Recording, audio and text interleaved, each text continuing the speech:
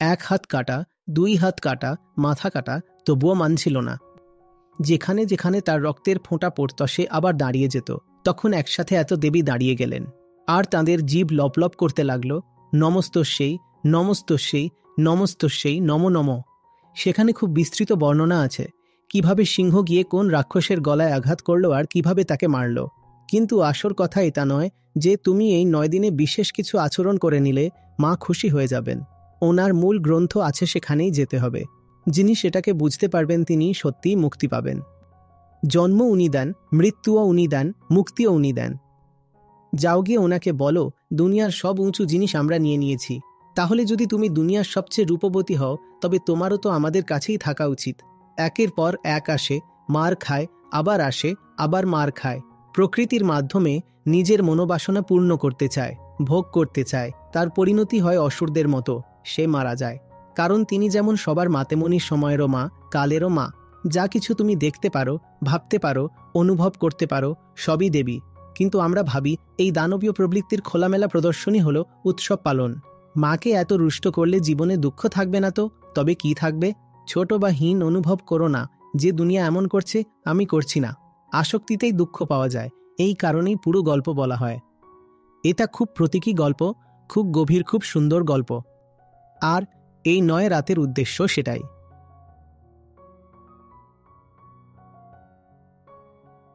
প্রণাম আচার্যজি, আমার নাম শিখা, আমার বয়স 23 বছর। আমি প্রায় 11 থেকে 12 বছর ধরে নবরাত্রির উপবাস করে আসছি। কিন্তু আপনার কাছ থেকে শিখেছি যে আমরা যা করি, ভগবানের নামে ঘিয়ের হোম করা, হালুয়া পুরি নিবেদন করা, এটা খাওয়া যাবে না, ওটা খাওয়া যাবে না। সারাদিন এইসব চিন্তাই মাথায় ঘোরে। আমি দুর্গা সপ্তশতীর পাঠও করতাম, কিন্তু আপনাকে শোনার পরই সেটা ভালোভাবে বুঝতে পেরেছি। 2 দিন আগে মায়ের ফোন এসেছিল, বললেন নবরাত্রি আসছে তো এবার উপবাস করবে কিভাবে। আমি বললাম এইবার আমি উপবাস করব না। তখন মা বললেন তাহলে উদ্যাপন করে দাও। আমি জিজ্ঞেস করলাম উদ্যাপন মানে কি? ভগবানের কাছ থেকে ছুটি নেওয়া। মা বললেন না না, এটা তো করতেই হয়। আমি বললাম না মা, এটা আমি করব না। তখন মা আবার জিজ্ঞেস করলেন তাহলে কি করবে? আচার্য যে আমি আপনার কাছে জানতে চাইছি, যদিও প্রতিদিনই মাতার জন্য বিশেষ দিন, এই নবরাত্রিতে এমন কি করা যায় যাতে মহামায়া সত্যিই মোক্ষদায়িনী হয়ে ওঠেন? এই নবরাত্রিতে দুর্গা সপ্তশতীকে পুরো হৃদয় দিয়ে এবং সম্পূর্ণ নিষ্ঠার সঙ্গে বোঝা উচিত। যদি মাতা রানীকে, বড় মাকে সত্যিই জানতে হয়, তাহলে তার কেন্দ্রীয় প্রধান গ্রন্থ আছে, সেখানেই যেতে হবে।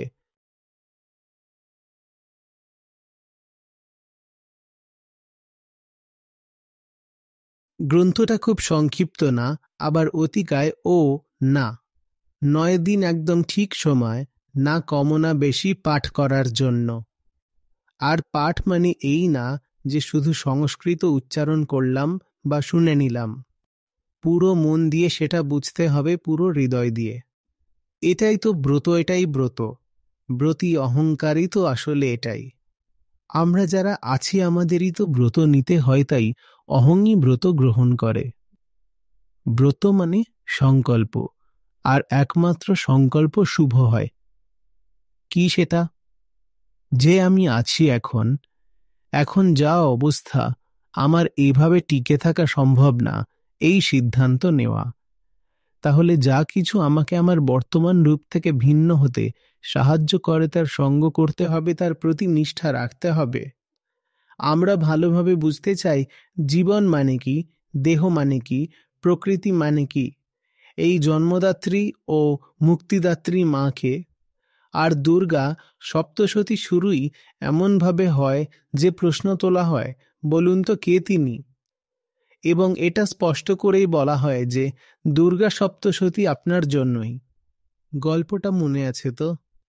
আমরা অনেকবার আলোচনা করেছি সেটা নিয়ে, সেই 2 জন লোকের কথা। কারা তারা? তাদের নাম কি ছিল? তারা যাচ্ছিল। হ্যাঁ, যারা মহা ঋষির কাছে যাচ্ছে তারা 2 জন প্রায় ঠিক করেই ফেলেছে যে তারা সমাজ সংসার ছাড়বে, জীবনের থেকে বৈরাগ্য নেবে, জীবন থেকেই কোনো লাভ নেই। দুজনই প্রতারণা হয়েছে, মিথ্যে প্রতিজ্ঞা, ভরসা ভেঙেছে, তারা দুজনই বড় কষ্টে আছে, তবু তারপরও সংসারের প্রতি তাদের আসক্তি এখনো রয়ে গেছে।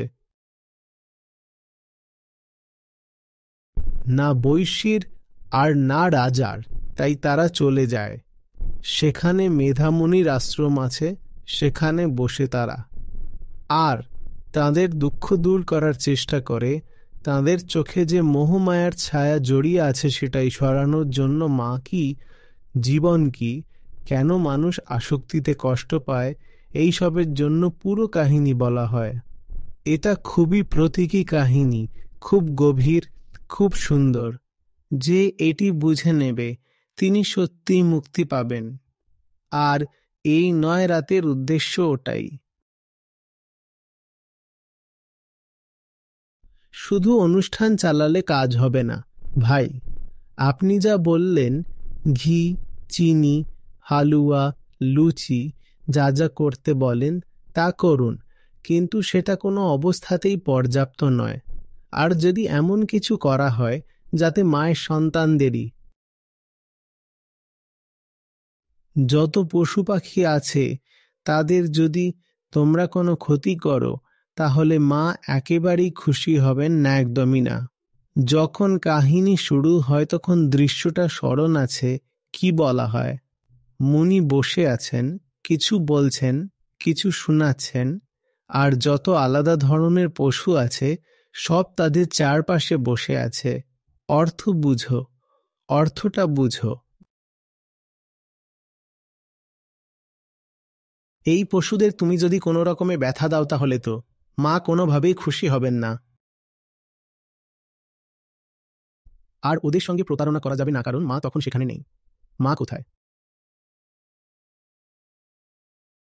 সবকিছুই মা, মা নিজেই পুরো ব্রহ্মাণ্ড, প্রকৃতি, সবকিছু। আর আর কি আছে? কেবল প্রকৃতি।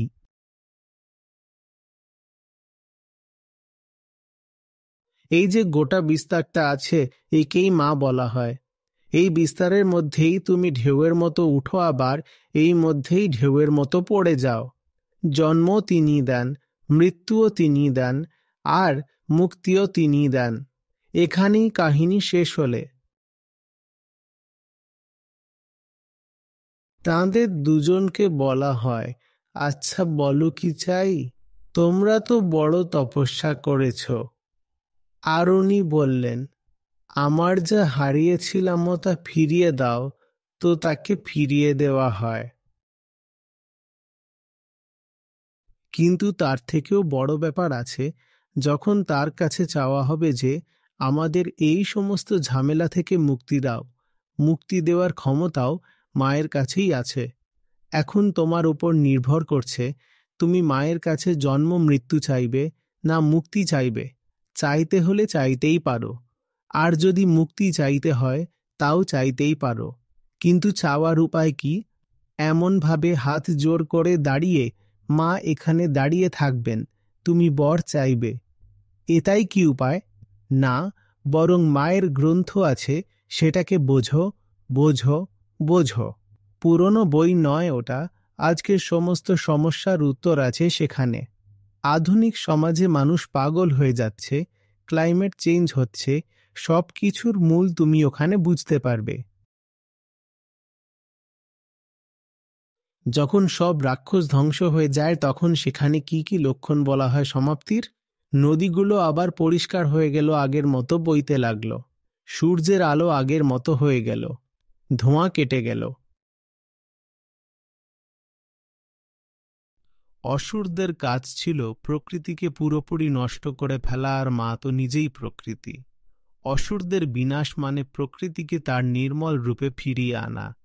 আর যখনই কেউ প্রকৃতির সঙ্গে ছেলে খেলা করে, তখন মা যা করেন, যেমন শুম্ভ নিশুম্ভ বা মহিষাসুরের সঙ্গে যা করলেন, সেটাই আবার ঘটে। এখন তুমি যত প্রাকৃতিক দুর্যোগ দেখছ, সেগুলো আর কি? সেগুলো মায়ের ক্রোধ বলেই ধরো। যদি প্রকৃতির সঙ্গে ছিনিমিনি খেলো, তাহলে এই ক্রোধের জন্য প্রস্তুত থাকো। আর আর আর এটা কোনোভাবেই কাকতালীয় ব্যাপার নয়। যখন আমরা আমরা একেবারে শিখরের দিকে পৌঁছে যাই তৃতীয় খণ্ডে। তাহলে সেখানে কি বলা হলো? যে মা এক রূপবতী নারী দেহ ধারণ করে কোথায় অবস্থান করছেন? হিমালয়ে।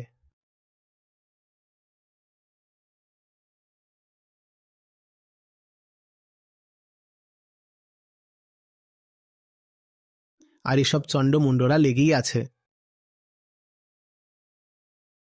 তারা বলছে তোমাকে তো আমাদের দখলে আনতেই হবে। আজকের সময়ের সাথেও কিছুটা মিল খুঁজে পাওয়া যায় এই কথায়। যেমন ধরো আমরা বলছি হিমালয় চাই, হিমালয় চাই, তখন তারা তাদের 2 দূতকে পাঠায়। কি নাম ওই 2 দূতের? হ্যাঁ, ফিস ফিস করে বলো। চণ্ড আর মুন্ড। তাদের বলা হয় যাও আর গিয়ে বলো তাকে, দেখো দুনিয়ার যত উঁচু জিনিস আছে সবই তো আমরা নিয়ে নিয়েছি। তাহলে যদি তুমি পৃথিবীর সবচেয়ে সুন্দরী হবে তোমাকেও আমাদের সঙ্গে আসতে হবে। আর মা বলেন আমি তো সাধারণ একটি নারীর মতোই, তবে আমি এক শর্ত রেখে দিয়েছি যে আমাকে পরাস্ত করবে আমি তার হয়ে যাব। তাই তারা আমাকে নিয়ে যেতে চায়। এসে আমাকে পরাস্ত করে নিয়ে যাক। তারপর শুরু হয় কাণ্ড। ধূম্রলোচন আসে, তারপর আর একজন আসে। একে একে সবাই এসে মার খেতে থাকে।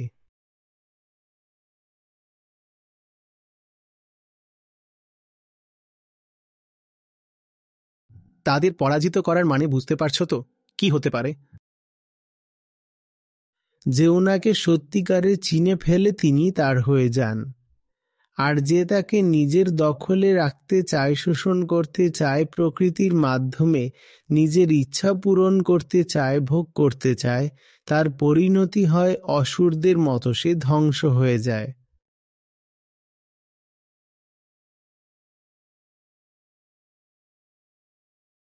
আর যে প্রকৃতিকে দেখে শুনে কিছু শিখতে পারে না, মন্দির মসজিদ ইত্যাদি, তার কাজে আসবে না।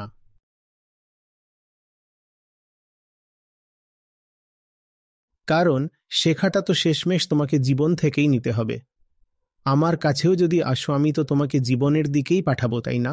যাও আত্মবিশ্লেষণ করো, যাও তোমার নিজের জীবনটা দেখো। আর জীবনকে দেখা মানে কাকে দেখা? সেটা প্রকৃতিকেই দেখা। শিক্ষা দেওয়ার কাজটাও প্রকৃতিই করে। তিনিই হলেন পরম শিক্ষিকা। তিনি মা। যেমন আমরা বললাম জন্মদাত্রী, মৃত্যুদাত্রী, মুক্তিদাত্রী, তেমনি বোধদাত্রীও প্রকৃতি। কিন্তু বোধ কিভাবে হয়? প্রকৃতিকে নিরপেক্ষভাবে, নিস্পৃহভাবে, নিষ্কামভাবে দেখে। সব শিক্ষা সেখানেই আছে। যদি জীবনটাকে ভালো করে দেখো তাহলে সবকিছুই দেখতে পাবে। এমন কিছু নেই যা জীবন তোমাকে শেখাতে পারে না।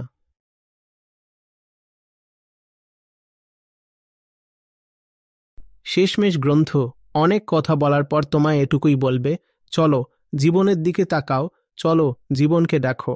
যে জীবনকে দেখতে পারে না তার জন্য গ্রন্থেরই বা কী কাজ?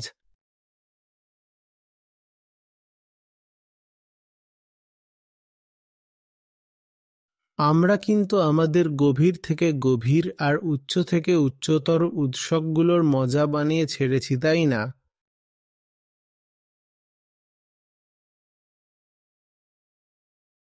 এখন আপনি যদি নইডা থেকে গ্রেটার নইডার দিকে আসেন, দেখবেন রাস্তায় লোকজন নাচছে, লাফাচ্ছে, সিনেমার গানের তালে কোমর দোলাচ্ছে, আর রাস্তায় গড়াগড়ি খাচ্ছে। অনেকেই ইচ্ছাকৃতভাবে ট্রাফিকও বন্ধ করে দিচ্ছে। এতে মা খুশি হবেন নাকি আরো প্রলয় ঘটবে?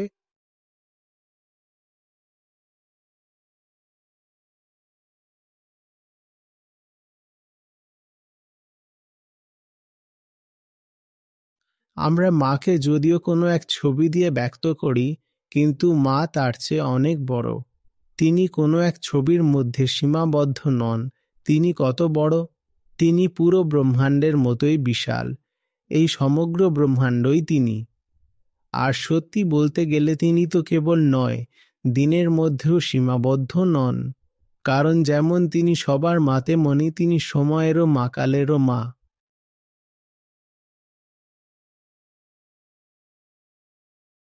এখন আমরা কথা বলছিলাম যে সময় আর জায়গা আলাদা করা যায় না। তো যদি পুরো ব্রহ্মাণ্ডের মা থাকে, তাহলে সময়েরও তো মা হয়ে গেলেন। তাই ব্যাপারটা এমন না যে তুমি এই 9 দিনে কোনো বিশেষ আচরণ করলে আর মা খুশি হয়ে যাবেন। মায়ের থেকে লুকিয়ে কোথায় যাবে? শরীরের প্রতিটা কোষেই মা আছেন। কিভাবে লুকাবে?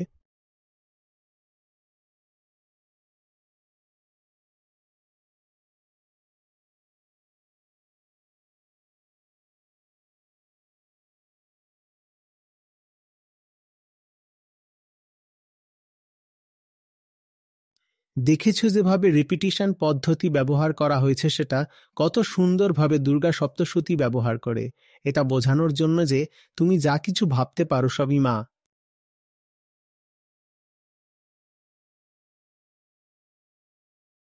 কে শোনাবে ইয়া দেবী সর্বভূতেষু?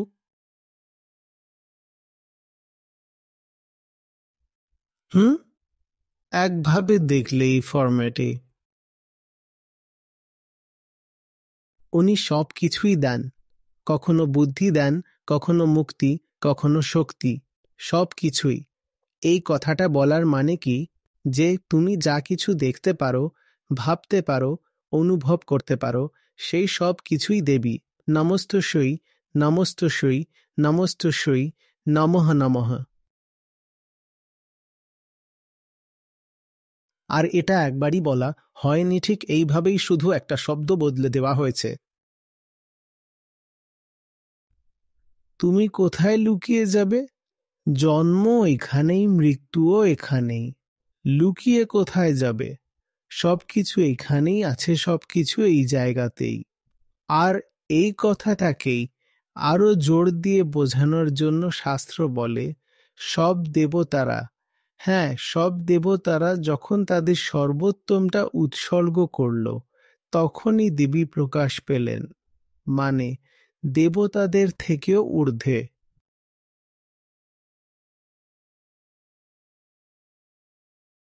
ইশারার ভাষাটা বোঝো, এটা কোনো ঐতিহাসিক ঘটনা বলা হচ্ছে না যে তুমি জিজ্ঞেস করবে এটা খ্রিস্টপূর্বে ঘটেছিল, ঋগ্বেদের সময় হয়েছিল না তার আগেই, কোন সালের কথা বলছেন। এই ধরনের প্রশ্ন এখানে করা যায় না, বুঝলে? এখানে যা বলা হচ্ছে সেটা ইতিহাসের থেকে অনেক গভীর আর অনেক এগিয়ে।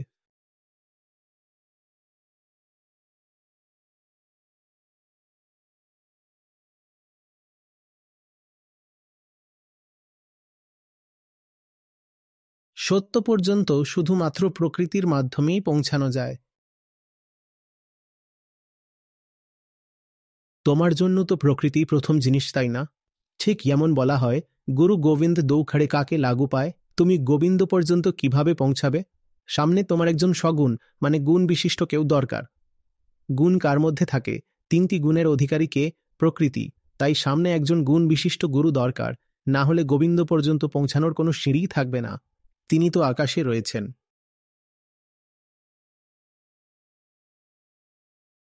নিরাকার পর্যন্ত সাকারের হাত কিভাবে পৌঁছাবে? প্রকৃতি সিঁড়ি, প্রকৃতি গুরু, প্রকৃতি বোদ্ধাত্রী।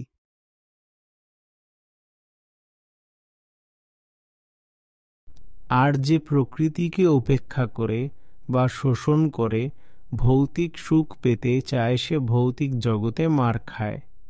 আর যে প্রকৃতিকে উপেক্ষা করে আধ্যাত্মিক উন্নতি পেতে চায়, সেও আধ্যাত্মে মার খায়।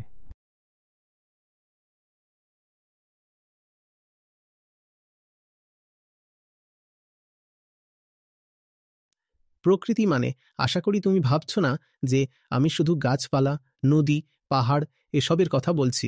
সবই প্রকৃতি, যা মানব নির্মিত সেটাও। আচ্ছা, পাখির বাসা কি প্রাকৃতিক নয়? তাহলে তোমার বাড়ি, সেটাও প্রাকৃতিক। তোমার কম্পিউটারও, হ্যাঁ সেটাও প্রাকৃতিক। আর এটা মানুষদের অদ্ভুত লাগবে, কারণ আমরা এমনভাবে ভাবি না যে কম্পিউটারও প্রাকৃতিক হতে পারে। কিন্তু যদি পাখির বাসা প্রাকৃতিক হয়, তবে কম্পিউটারও প্রাকৃতিক। যা কিছু ইন্দ্রিয় দিয়ে অনুভব করা যায় সবই প্রাকৃতিক, সেটা সরাসরি মাটির থেকে উঠুক বা মাটির থেকে তৈরি কোনো মূর্তি বা পুতুলের মাধ্যমে হোক, সবই প্রাকৃতিক। হ্যাঁ, তুমি বলতে পারো একরকম প্রাইমারিভাবে প্রাকৃতিক আর একরকম সেকেন্ডারিভাবে প্রাকৃতিক, তারপর এটা তৃতীয় স্তরের পর্যায়েও যেতে পারে। উদাহরণ ধরো, আমি একটি ফ্যাক্টরি তৈরি করলাম আর ফ্যাক্টরি ফোন বানালো, তাহলে প্রাইমারি প্রোডাক্ট হলো প্রকৃতির, সেকেন্ডারি কি হলো, আর তৃতীয় স্তর কি হলো? ফোন। তবুও সবই তো প্রাকৃতিকই। তাই যা কিছু জানার বা শেখার আছেই, জীবন থেকেই শিখতে হবে, এর বাইরে আর কিছুই নেই। এই কথাটাই বারবার প্রতীকীভাবে বোঝানো হয়েছে, যে বিষ্ণুও ভেসে গিয়েছিলেন, ঘুমিয়েছিলেন। আর কি, তার ময়লা থেকে, হ্যাঁ, ময়লা থেকেই জন্ম নিল দুইজন, আর তারা নিজেদের মধ্যে লড়াই শুরু করে দিল। আর তারপর মা আসেন।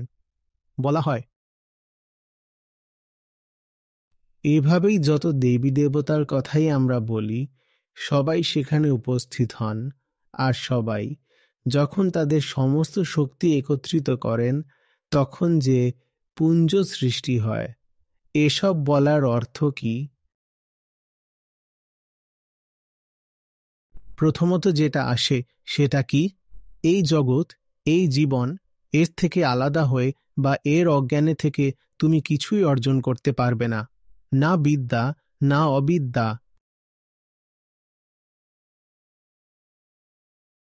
না বিদ্যা, না অবিদ্যা।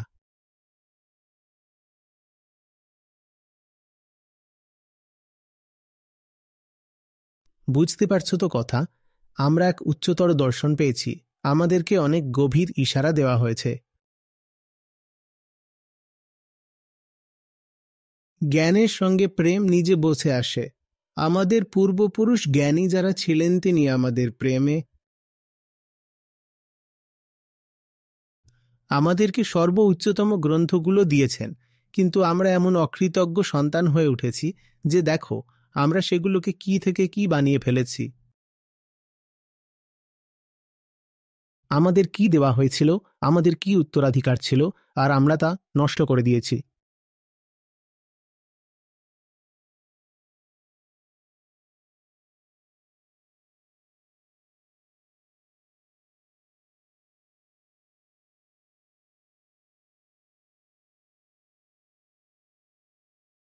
যে দেবী স্বয়ং নিজেই প্রকৃতি।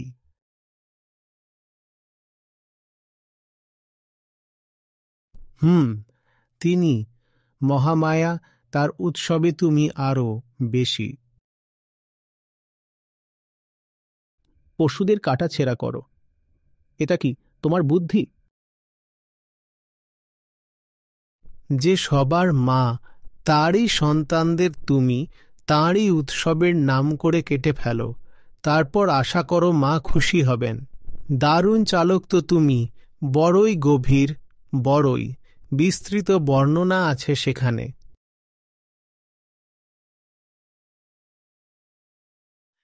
এই যে আবার সেই সিংহ গিয়ে কোন রাক্ষসের কিভাবে গলা মটকে দিল আর কিভাবে মারল, এসব তো বোকাদের মনে ভয় ঢোকানোর জন্যই বলা হয়। এই যে তুমি যেটাই করছো, ঠিক এই রকমই পরিণতি হওয়া উচিত তোমার।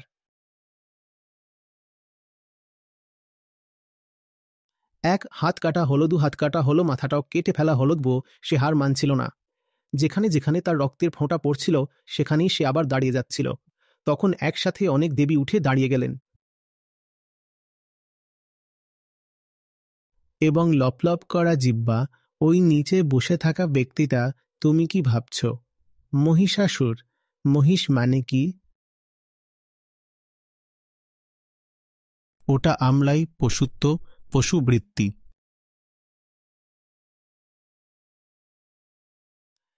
পুরনো যে পশুতাবোধ আমাদের মধ্যে বসে আছে, পশু না, মূলত পশুদের প্রতি তো মা খুব প্রেম রাখেন। মানুষের মধ্যে পশুবৃত্তিকে দমন করতে হবে, তাই এমন ভাবে।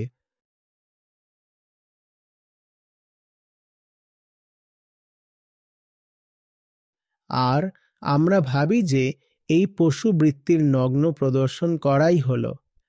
উৎসব উদযাপন করা। আমাদের কি ক্ষমা মিলবে? মা কি ক্ষমা করবেন? তারপর আবার অবাক হই, জীবনে এত কষ্ট কেন? মাকে এত রাগিয়ে দিলে। জীবনে কষ্ট ছাড়া আর কি থাকবে? পুরো দুর্গা সপ্তশতী তাই তো ইঙ্গিতে ভরে আছে। শব্দে, পাতায়, শ্লোকে, সব জায়গাতেই সবকিছুই তো ইঙ্গিতপূর্ণ। আমরা তো কতবার এই নিয়ে আলোচনা করেছি, তো ঘন্টা তো কেটেছে এসব নিয়ে কথা বলতে বলতে। এক একটা শ্লোক নিয়েও তো।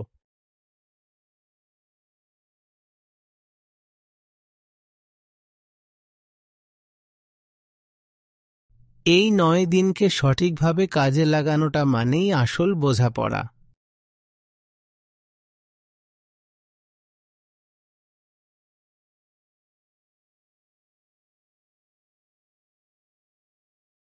বুঝতে পারছো তো কথা? আর আর আর নিজেকে ছোট বা দমিত বা হীন মনে করো না, এই ভেবে যে দুনিয়া এভাবে করছে আর আমি করছি না। মা তো তোমার উপরেই খুশি হতে চলেছেন।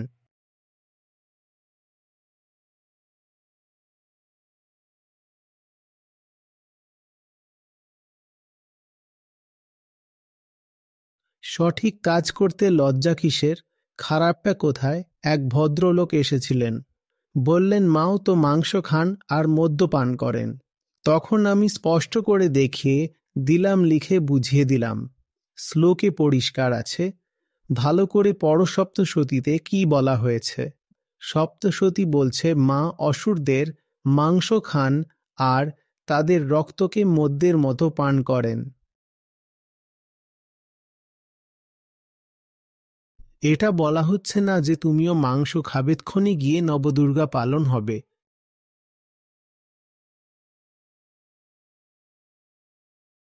মুরগি আর ছাগলের মাংস তো মা খাচ্ছেন না, মা অসুরদের মাংস খাচ্ছেন। আর ওটাও প্রতীকী কথা যে মা অসুরদের সংহার করেছেন।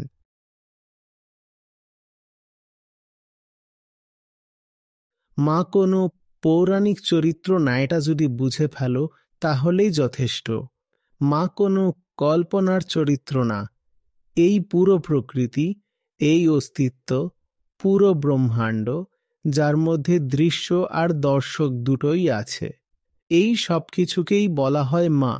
আর যেহেতু উনি বড় মা, মানে ধরো একজন আছেন যিনি শুধু এই শরীরটাকে জন্ম দিয়েছেন, মানে একজন ব্যক্তিকে জন্ম দিয়েছেন, আমরা তাকে বলি মা বা মাতাজি। কিন্তু যিনি পুরো ব্রহ্মাণ্ডেরই জন্মদাত্রী তাকে আমরা বলি বড় মা। কিন্তু যদি এটুকু বুঝে নাও যে মা বলতে কি বোঝানো হয়েছে, তাহলে অনেক রকমের বোকামি আর অন্ধবিশ্বাস থেকে বাঁচতে পারবে।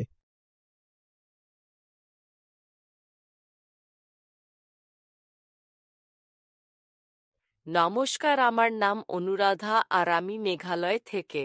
আমি 2023 সাল থেকে আচার্যজিকে শুনছি, and in 2024 February I have joined live Gita session. তারপর থেকে আমার জীবনে অনেক পরিবর্তন এসেছে, যেমন আমার জীবনে অনেক স্পষ্টতা আসতে শুরু করেছে পড়াশোনায়। আমি বেশি ফোকাস করতে পারছি, আগের মতো ডিস্ট্র্যাকশন ফিল হয় না, সম্পর্কগুলো মানুষের সাথে ভালো হতে শুরু করেছে। আমি জিমে যাওয়া শুরু করেছি আর একটা ফোকাস জীবনেও আসতে শুরু করেছে, এবং বুঝতে পারছি কোন জিনিসটা আমার জন্য ভালো আর কোনটা নয়। এর জন্য আচার্যজিকে অনেক ধন্যবাদ। ধন্যবাদ।